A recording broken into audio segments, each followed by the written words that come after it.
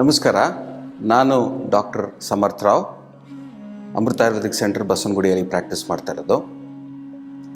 ಈ ಸಂಚಿಕೆಯಲ್ಲಿ ನಾವು ಮಾತಾಡೋ ವಿಚಾರ ಒಂದು ಆಯುರ್ವೇದದ್ದು ತುಂಬ ಒಂದು ಇಂಟ್ರೆಸ್ಟಿಂಗ್ ಕಾನ್ಸೆಪ್ಟು.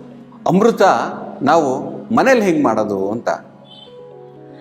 ಇದು ಒಂದು ಗ್ರಂಥದಿಂದ ನಾನು ತೆಗಿತಾ ಇರೋ ವಿಚಾರ. ಹಂಸೋದಕ ಅಂತ ಇದನ್ನ ಈ ಅಮೃತದ ಹೆಸರು. ಈ ನೀರಲ್ಲೇ ನಾವು ಅಮೃತ ಮಾಡೋದು, ಎಲ್ಲ ಕಾಯಿಲೆಗಳಿಗೆ ಮದ್ದು ಅಂತ. ಇದು ನಮ್ಮ ಗ್ರಂಥಗಳಲ್ಲಿ ಕೆಲವು ಕಡೆ ಈ ಥರ ವಿಚಾರಗಳು ಸಾಕಷ್ಟು ಮೆನ್ಷನ್ ಆಗಿದೆ. ಜನರಿಗೆ ಏನಪ್ಪ ಇದು ಇಷ್ಟು ಸಿಂಪಲ್ ಆಗಿದೆ, ಈ ಒಂದು ಅಮೃತ ಸಮಾನದಷ್ಟು ಉಪಯೋಗ ಆಗತ್ತಾ ಇದು ಅನ್ನೋದು ನೀವು ಪ್ರಶ್ನೆ ಮಾಡ್ತೀರಾ. ಬಟ್ ಏನು ಅಂದರೆ, ಇದನ್ನು ಪ್ರಯೋಗ ಮಾಡಿ ನೀವೇ ಇದರ ಉಪಯೋಗಗಳು ಹೇಳಬೇಕು. ನಮ್ಮ ಗ್ರಂಥದಲ್ಲಿ ಏನು ಹೇಳುತ್ತೆ ಅಂದರೆ, ಇದು ಸಾಕಷ್ಟು ಕಾಯಿಲೆಗಳಿಗೆ ಇದು ಒಂದು ಮದ್ದು, ಬರೀ ನೀರಿಂದ ಮದ್ದು. ಇದು ಉಷ್ಣೋದಕ. ಇದನ್ನು ಏನು ಮಾಡಬೇಕು ಅಂತ, ಉಷ್ಣೋದಕ ಇದು ಹಂಸೋದಕ ಅಂತ. ಹಂಸೋದಕನ್ನ ನಾವು ಹೆಂಗೆ ತಯಾರಿಸ್ಬೇಕು ಮನೆಯಲ್ಲಿ ಅಂತ ನಾನು ಹೇಳ್ತೀನಿ. ಒಂದು ಒಳ್ಳೆ ಪಾತ್ರೆ ತಗೊಂಡು ಅದರಲ್ಲಿ ನೀರು ತುಂಬಿಸಿ ಮೇಲೆ ನಿಮ್ಮ ಟೆರೇಸಲ್ಲಿ ಮುಂಜಾನೆ ಸೂರ್ಯೋದಯ ಆಗೋ ಟೈಮಲ್ಲಿ ಇಟ್ಬಿಡಿ.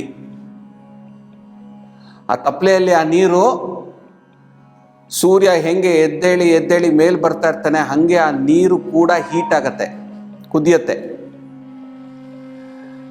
ನಂತರ ಸೂರ್ಯ ಶಾಂತವಾಗ್ತಾ ಹೋಗುತ್ತೆ, ಸಂಜೆ ಆಗತ್ತೆ, ಸೂರ್ಯಾಸ್ತ ಆಗತ್ತೆ. ನಂತರ ಚಂದ್ರ ಉದಯ ಆಗ್ತಾನೆ. ಚಂದ್ರ ಉದಯ ಆದಾಗ ತಿರ್ಗಾ ನೀರು ಶೀತ ತಂಪಾಗತ್ತೆ. ತಿರ್ಗಾ ಮುಂಜಾನೆ ಸೂರ್ಯೋದಯ ಆಗತ್ತೆ, ಅವಾಗ ಆ ನೀರು ತಗೊಂಬನ್ನಿ. ಅದು ಹಂಸೋದಕ ಆಗಿರುತ್ತೆ ಅಂತ. ರಾತ್ರಿ ಹೊತ್ತು ಅಗಸ್ತ್ಯ ನಕ್ಷತ್ರ ಕಾಣಿಸುತ್ತೆ, ಅದರದ್ದು ಕೂಡ ಒಂದು ಪ್ರಭಾವ ಈ ನೀರ ಮೇಲೆ ಬೀಳುತ್ತೆ ಅಂತ ಇದೆ. ಈ ಮೂರು, ಸೂರ್ಯ, ಚಂದ್ರ ಹಾಗೂ ಅಗಸ್ತ್ಯ ನಕ್ಷತ್ರ, ಇವು ಮೂರು ಪ್ರಭಾವ ನೀರ ಮೇಲೆ ಬಿದ್ದು ಈ ನೀರಿಗೆ ಒಂದು ಒಳ್ಳೆ ಕ್ವಾಲಿಟಿ ಬರುತ್ತೆ. ಅದಕ್ಕೆ ಹಂಸೋದಕ ಅಂತ ಕರಿತೀವಿ.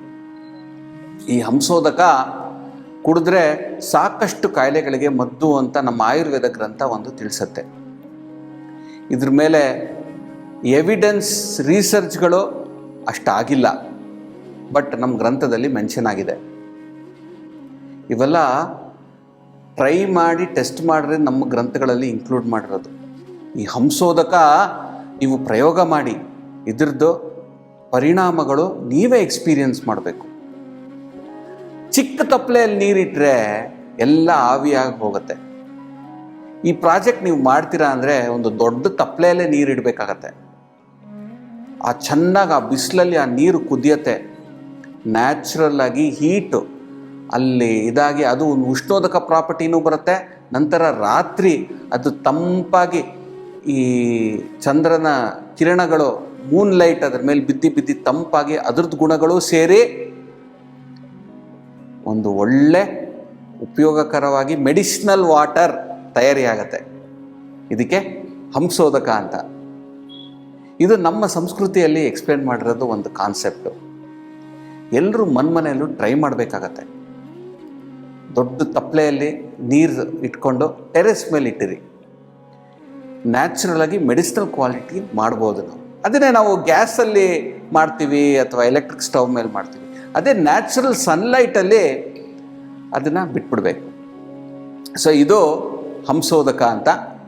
ಈ ಹಂಸೋದಕ ಕಾನ್ಸೆಪ್ಟು ಹಳೆ ಕಾಲದಲ್ಲಿ ತುಂಬ ಮಾಡ್ತಾಯಿದ್ರು, ಈಗಿನ ಕಾಲದಲ್ಲಿ ಮರ್ತೋಗಿದೆ ಸಾಕಷ್ಟು ಜನರಿಗೆ. ಈ ಹಂಸೋದಕ ಕಾನ್ಸೆಪ್ಟು ಸಿಟಿಯಲ್ಲಿ ತುಂಬ ಗಾಡಿಗಳು ಓಡಾಡೋ ಪ್ರದೇಶದಲ್ಲಿ ಮಾಡೋದೇನು ಅಷ್ಟು ಉಪಯೋಗಕಾರಿ ಆಗಲ್ಲ ಅಂತ ಅಂದ್ಕೊತೀನಿ. ಯಾತಕ್ಕಂದರೆ ಏರ್ ಪೊಲ್ಯೂಷನ್ ಲೆವೆಲ್ಸು ಜೋರಾಗಿದೆ ನಮ್ಮ ಸಿಟಿಗಳಲ್ಲಿ. ಹಳ್ಳಿಗಳಲ್ಲಿ ಈ ಪ್ರಯೋಗ ಮಾಡಿದ್ರೆ ಇನ್ನೂ ಅದ್ಭುತವಾಗಿ ಒಳ್ಳೆ ರಿಸಲ್ಟ್ ಕೊಡುತ್ತೆ ಹಂಸೋದಕನ. ಈ ಹಳ್ಳಿಗಳಲ್ಲಿ ಎಲ್ಲಿ ಜಾಸ್ತಿ ಗಾಡಿಗಳೆಲ್ಲ ಜಾಸ್ತಿ ಸಂಚಲನ ಮಾಡ್ತಾ ಇರಲ್ಲ ಅಂಥ ಜಾಗದಲ್ಲಿ ಹಂಸೋದಕ ಪ್ರಯೋಗ ಮಾಡಿ ತಮ್ಮ ಬೆನಿಫಿಟ್ಸು ತಾವೇ ಒಬ್ರೊಬ್ರಿಗೆ ಹೇಳ್ಕೊಳ್ಳಿ.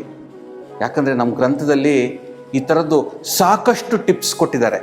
ಇದನ್ನು ನೀವೆಲ್ಲ ಪ್ರಯೋಗ ಮಾಡಿ. ಇದರಿಂದ ಏನೂ ನಿಮಗೆ ಹಾನಿಕಾರಿ ಏನೂ ಇಲ್ಲ, ಸೈಡ್ ಎಫೆಕ್ಟ್ಸ್ ಇಲ್ಲ, ಏನೂ ಇಲ್ಲ. ಇದನ್ನು ಪ್ರಯೋಗ ಮಾಡಿ. ಇದರದ್ದು ಹೆಲ್ತ್ ಬೆನಿಫಿಟ್ಸು ನೀವು ಇನ್ನೊಬ್ರಿಗೆ ತಿಳಿಸಿ.